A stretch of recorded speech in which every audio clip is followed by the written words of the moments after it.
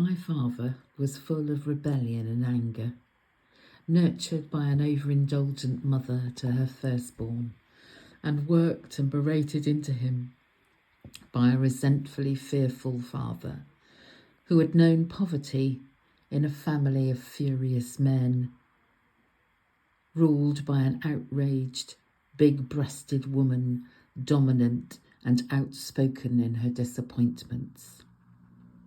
My father was steeped in rebellious anger.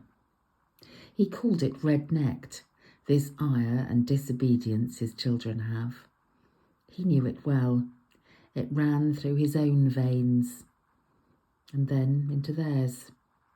He shouted and raged at his children, "You are rebellious. Do as I tell you."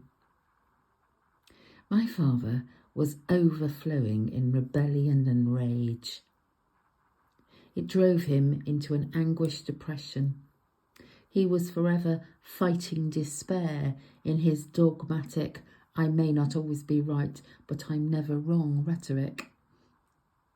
He raged at our rebelliousness at the dinner table on Sundays after church. If we dared to question the ideals and beliefs of the new religion he vehemently followed. My father took to his bed with rebellious resentment when his knees gave up on him, and no one understood his anarchic pique at the diabetes he sought to correct by praying to the only God that was real in the only religion based on truth, but which, in the end, deserted him when he was taken to hospital, frightened with pleurisy and heart failure.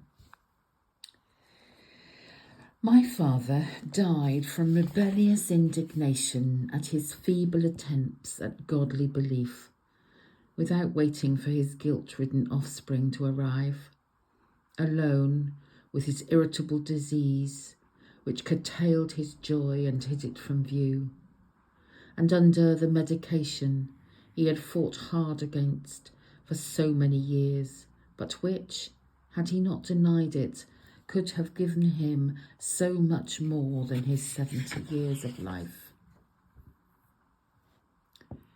My father sits, compliant and placidly awaiting my mother, in an urn, tucked away in my mother's wardrobe.